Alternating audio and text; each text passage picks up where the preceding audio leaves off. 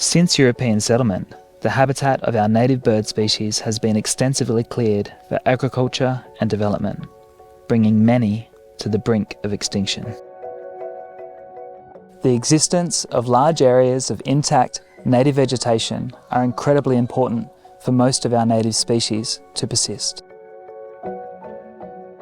In particular, those species which are habitat and dietary specialists are very sensitive to habitat loss, and we've seen them dramatically decline.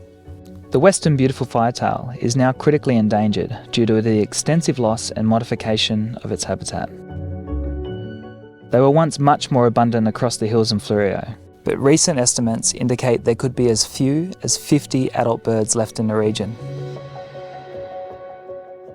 Western beautiful firetails are now found in just a handful of locations, with the largest population now restricted to Deep Creek National Park and surrounding native vegetation on private land. Apart from their stunning appearance and that they are an amazing spectacle, it is difficult to directly link their value to humans. But should they be judged by what they can do for us or by their own intrinsic value? We really don't want to be the ones responsible for letting them go extinct on our watch.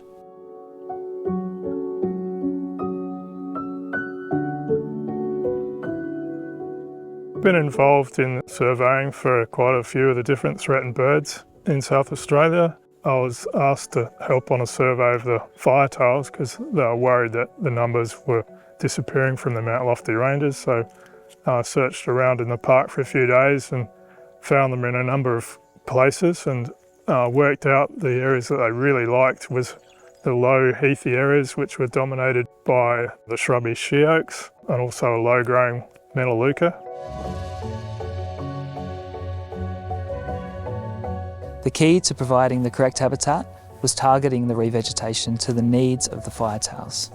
Creating new habitat close to the largest remaining population of western beautiful firetails gives these remaining individuals the best opportunity of finding, using and responding to the increased area of habitat and the resources it provides.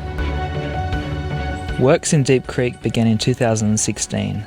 The last 5 years of our revegetation works were funded by the federal government through the National Land Care Program. Surveys of the revegetation show the firetails are already using the habitat within 5 years of establishment.